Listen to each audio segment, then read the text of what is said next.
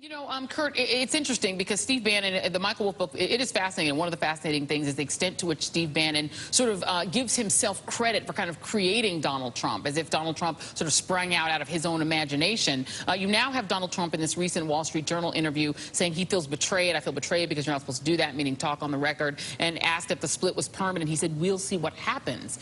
That sounds like Donald Trump doesn't think they're necessarily split permanently. And I wonder if you think that Bannon does think it's permanent and that he's now ready to torch Donald Trump in front of that committee.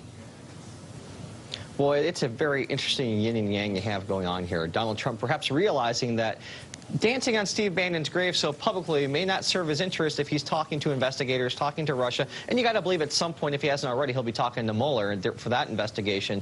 Maybe it might be worth for Donald Trump to throw a nugget out there that, well, maybe reconciliation is possible to try and elicit some sort of loyalty from Steve, who's made it very clear that, I mean, he's not going to go down to protect Donald Trump Jr., Ivanka, or Jared Kushner, as very publicly he hates them. So I think Steve is going to try to walk this balance of providing information and insight into what he believed and he said to Michael Wolff was treasonous activity, but also trying to find a way to protect the president and get back in his good graces, because ultimately, Joy, Steve's lease on life politically is tied to Donald Trump, and he needs Donald Trump in order to have any attempt at regaining political relevancy or influence again.